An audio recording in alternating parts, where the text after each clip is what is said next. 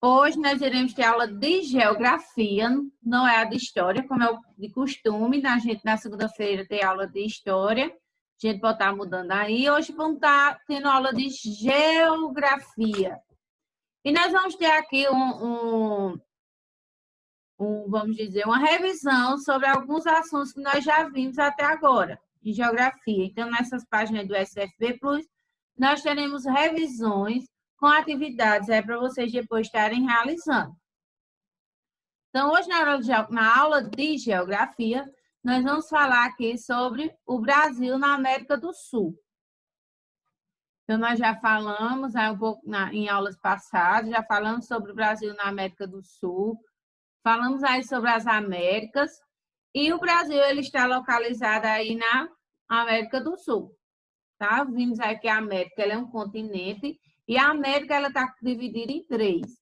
Então, nós temos aí 3 subcontinentes, que é o subcontinente da América do Norte, o subcontinente da América Central e o subcontinente da América do Sul.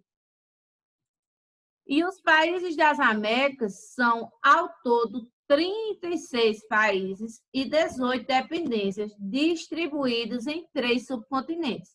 Esses 3 subcontinentes que eu falei agora para vocês. O subcontinente da América do Norte, o subcontinente da América Central e o subcontinente da América do Sul. Na América do Norte, ela é composta por 3 países e 4 dependências. Então, nós temos aqui 3 países, o país do México, dos Estados Unidos da América e do Canadá. E nós temos aí as dependências. Então, a Groenlândia, a Alasca, entre outros mais 2 é que nós temos no subcontinente aí, na América do Norte. Na América Central, ela é constituída por 20 países e 16 dependências. E a América do Sul, nós temos 12 países e 3 dependências, tá? Então, nós temos aqui, na América do Sul, o Brasil. Esses países aqui na América do Sul, eles fazem parte de acordos como o Mercosul, que é o Mercado Comum do Sul, e são falados nos países sul-americanos o português, o espanhol, que é pela maioria da população. Então, aqui nós temos um fácil entendimento dos outros países. A gente pode entender um pouco aí da língua deles. Então, são falados aqui no sul-americano, tanto o português como o espanhol, mas também nós temos algumas línguas faladas aqui, como o francês, o neerlandês e as línguas indígenas. Principalmente aqui bem no Brasil, nós temos aí essas línguas indígenas.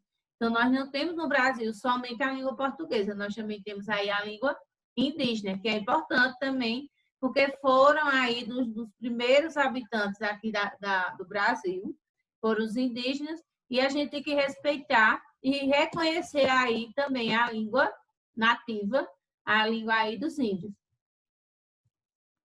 Os países da América do Sul, eles são ricos em minerais, como petróleo na Venezuela, e minérios como o ferro e o nióbio no Brasil.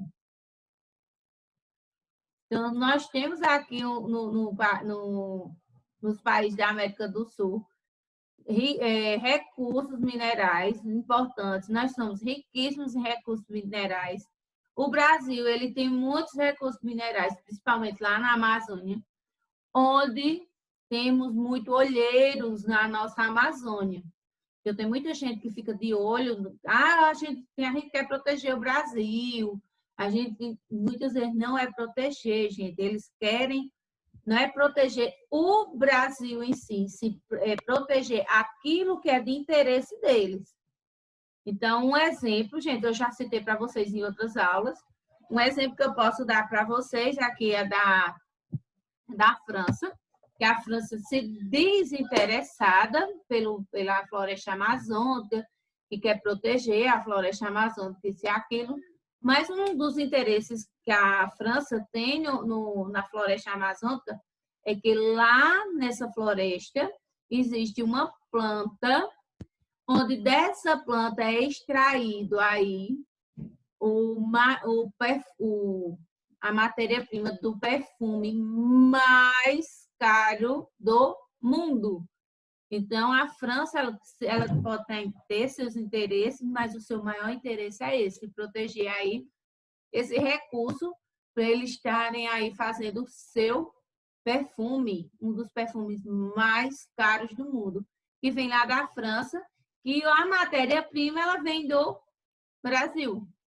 Então, esse é um dos interesses de alguns países aí na nossa floresta amazônica, porque lá tem muitos recursos para fazer aí as suas matérias-primas, as suas coisas belíssimas e caríssimas, para estar distribuindo aí para o restante do mundo. Há também uma enorme biodiversidade, seja na vegetação, seja na fauna, mas, apesar disso, os países sul-americanos eles enfrentam diversos problemas em ordem social. Então, embora que ele tenha uma vegetação, tenha fauna, tenha flora aí riquíssima, eles apresentam problemas de ordem social, como também baixos índices de desenvolvimento humano. E muitos países eles não possuem políticas eficazes e suas populações elas enfrentam situações como a fome, a miséria, a violência. Então, embora alguns aí sejam riquíssimos, tenham bastante recursos naturais, mas acontece isso, a miséria, a fome, a violência. Principalmente a violência é por muitos quererem extrair esses recursos naturais e não ter quem defenda essa terra. Não tem uma política pública aí eficaz para estar protegendo os seus recursos naturais e fazer com que os outros não venham roubar os seus recursos. Então, por isso que tem aí muitos países que são ricos, tem muita matéria-prima, mas não é distribuído do jeito que tem que ser distribuído, e acaba que aí acontecendo a miséria, a fome, a violência, porque se um país ele é muito rico, mas existe aí a desigualdade social, não é distribuído igualmente para todos, aqueles que têm menos, eles vão passar fome, e vai ter aí aqueles que vão ser rebeldes e vão partir para violência, para querer ter sua parte também.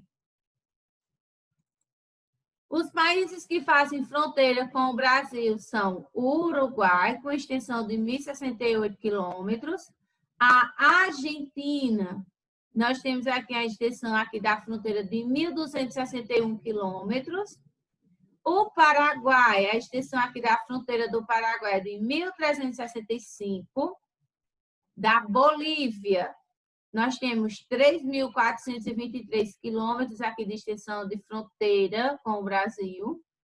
O Peru, com 2.995 quilômetros. A Colômbia, 1.644 quilômetros aqui de extensão aqui da fronteira. Nós também temos aqui a Venezuela, com 2.200 quilômetros. Nós temos a Guiana, 1.606. Suriname, 593, e a Guiana Francesa com 730 quilômetros. Lembrando que a Guiana Francesa ela faz parte da França, tá? Bem pertinho aí da nossa floresta amazônica, por isso que o olho tão vivo, tão vidrado aí nas nossas riquezas na Amazônia. Então, esses são os países que fazem fronteira com o Brasil, e nós temos dois que não fazem fronteira com o Brasil, que é o Equador e o Chile, tá? Então, o Equador está aqui, ele não faz fronteira com o Brasil, e nós temos o Chile, que fica mais distante também, não tem como fazer fronteira com o Brasil, porque para chegar até o Chile, tem ou a Bolívia, ou o Paraguai ou a Argentina, para você chegar até o Chile. Nós vimos também, lá no comecinho do livro, onde falava aí sobre a divisão política do Brasil, e lembrando que o Brasil ele era dividido em capitanias hereditárias, e esse assunto ele está lá na página 206, onde começa aí falando sobre a divisão política do Brasil, onde fala-se aí que o governo de um país ele deve ser capaz de organizar e administrar o território nacional, mas quando tudo iniciou lá na colonização do Brasil, em 1534, o governo português era quem dividia o território brasileiro e ele dividia aí em faixas que se estendia do litoral até a linha de Tordesilhas. Então, essas linhas, elas eram faixas aqui, essas terras eram divididas em faixas e que vinham do litoral até até a linha do Tratado de Tordesilhas, lá no interior já do Brasil. Então, nós tínhamos aí a capitania do Maranhão, a capitania de Ceará, Rio Grande, Itamaracá, Pernambuco, Bahia Todos os Santos, Ilhéus, Porto Seguro, Espírito Santo, São Tomé, São Vicente, Santo Amaro, Santana. Então, ó, a capitania, aí nós temos aqui o nome dos donatários. Então, capitania de João de Barros, capitania de Francisco Barreto, capitania de Jorge Albuquerque, capitania de Francisco Girardi. Então, esses aqui eram os donatários. E essas faixas, elas eram chamadas de capitanias hereditárias, e cada uma delas era doada pelo rei a um donatário. E o donatário ele teria que cuidar, teria que administrar, desenvolver, proteger a capitania, não podia deixar que outros invadissem, tomassem a capitania deles. Então, a linha do Tratado de Tordesilhas, ele dividia as terras que hoje são do Brasil em terras portuguesas e terras espanholas. Foi quando iniciou a colonização do Brasil, em 1534, e o governo português ele dividiu o território em faixas, que se estendia, como eu já falei, do litoral até o Tratado de Tordesilhas, e elas eram chamadas de capitanias hereditárias, e cada uma delas era doada ao donatário, que era aquele que recebe a doação, e elas eram chamadas de hereditárias porque elas iam passando de pai para filho. Um ia doando, eles iam doando, do filho ficava para o neto, e assim ia por diante. Era uma herança. Já hoje, atualmente, não tão atualmente, aqui ao longo da história, a regionalização do território brasileiro ele foi feita de várias formas. Então, nós estudamos aqui nas páginas 218 e 219, nós estudamos aqui a divisão regional do Brasil, das regiões do Brasil. Nós vimos aqui a de 1940, 1960, até chegarmos aos dias atuais. E hoje, a regionalização do Brasil é dividida em 5 regiões, e essas 5 regiões elas foram divididas aí pelo IBGE, Instituto Brasileiro de Geografia e Estatísticas, e ele dividiu aí o Brasil em 5 regiões, onde nós chamamos de Norte, Nordeste, Centro-Oeste, Sudeste e Sul. Onde? No Nordeste, nós temos aqui o Acre, com a capital Rio Branco, Amapá, com a capital Macapá, Amazonas, Manaus, Pará, nós temos o Belém, Rondônia, Porto Velho, Roraima, Boa Vista e Tocantins, com a capital Palmas. Na região Nordeste, a nossa região, nós temos aqui Alagoas, com a capital Maceió, Bahia, com a capital Salvador, Ceará, com a capital Fortaleza, Maranhão, com a capital São Luís, Paraíba, com a capital João Pessoa, Pernambuco, nosso Pernambuco aí, com a capital do Recife, Piauí, Teresina, Rio Grande do Norte, Natal e Sergipe, Aracaju. Também nós temos aqui a Centro-Oeste, com 3 estados e 3 capitais, onde na região Centro-Oeste está localizado o Distrito Federal, onde no Distrito Federal encontra-se aí a capital brasileira, Brasília, a capital do nosso país, Brasília, está localizada lá no Distrito Federal. E nos estados do Centro-Oeste são Goiás, com sua capital Goiânia, Mato Grosso, Cuiabá, e Mato Grosso do Sul, com sua capital Campo Grande. Na região Sudeste, nós temos aqui Espírito Santo com Vitória, Minas Gerais com Belo Horizonte, Rio de Janeiro com a capital Rio de Janeiro e o estado de São Paulo com a capital São Paulo. Lembrando que Rio de Janeiro também foi capital aí do nosso país. E foi aí, com o tempo, vocês irão estudar e saber o porquê que saiu aqui do litoral e foi lá para o interior do país, tá? Para proteger mais aí. Imagina só, se ainda fosse aqui a capital brasileira, fosse no litoral, quando viesse algum aí querendo invadir o Brasil, pegava logo a capital, tchau, né? Então, teve essa ideia de colocar a capital mais para o interior para estar protegendo mais o nosso país. E a região sul, onde nós temos aqui o Paraná, com a capital Curitiba. Santa Catarina, nós temos aqui a capital Florianópolis. E Rio Grande do Sul, nós temos aqui a capital de Porto Alegre. Eu vou fazer aqui com vocês uma leitura compartilhada, onde nós vamos pegar aqui na página, deixa eu pegar aqui na página 325, onde nós iremos falar aqui sobre o Brasil, terá novas regras para a energia da Argentina e Uruguai. Então, peguem o livro de vocês, abram nessa página, porque nós vamos fazer a leitura compartilhada dessa página aqui, 325.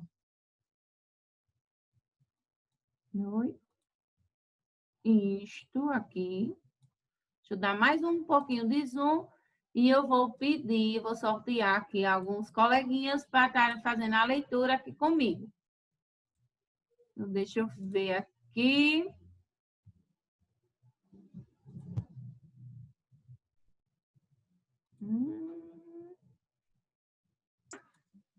Vamos lá, amor. Certo.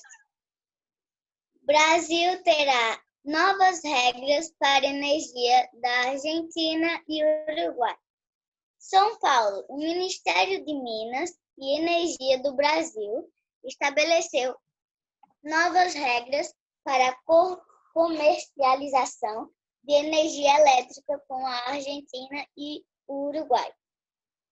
De acordo com portaria publicada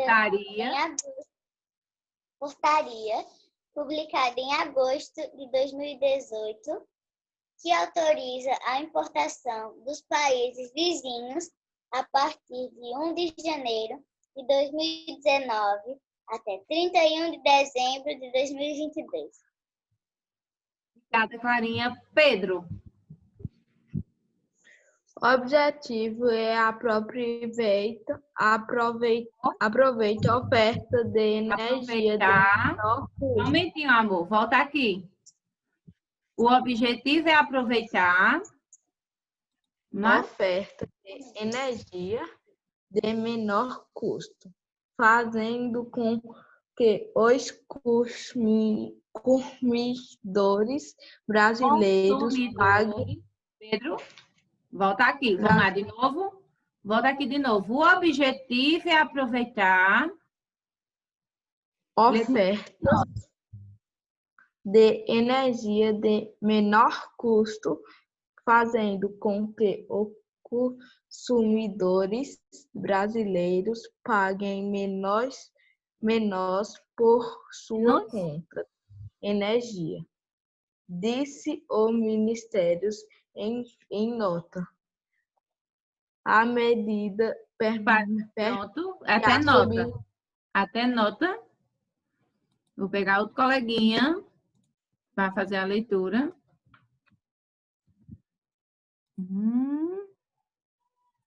Davi. E vai, amor. A medida até brasileiro. Lê aí, amor, por favor.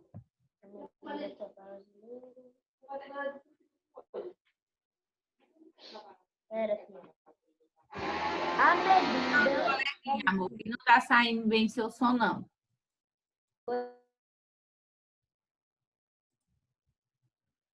Isabela Matos. Termina aí, amor, a leitura. Bela? A medida até brasileiro. A medida permite a substituição em geral térmica por energia fornecida pela Argentina ou pelo Uruguai quando estiver mais barata que a oferta pelo mercado brasileiro. Está acompanhando a leitura, porque você vê que eu sempre pego alguém, vou pegando no ar. Então, é assim, ó, o Brasil terá novas regras para a energia da Argentina e Uruguai. São Paulo. O Ministério de Minas e Energia do Brasil estabeleceu novas regras para a comercialização da energia elétrica com a Argentina e o Uruguai. De acordo com a portaria publicada em agosto de 2018, que autoriza a importação dos países vizinhos a partir de 1º de janeiro de 2019 até 31 de dezembro de 2022. O objetivo é aproveitar ofertas de energia de menor custo, fazendo com que os consumidores brasileiros paguem menos por sua conta de energia, disse o Ministério em nota. A medida permite a substituição de geração térmica por energia fornecida pela Argentina ou pelo Uruguai, quando esta estiver mais barata que a ofertada pelo mercado brasileiro.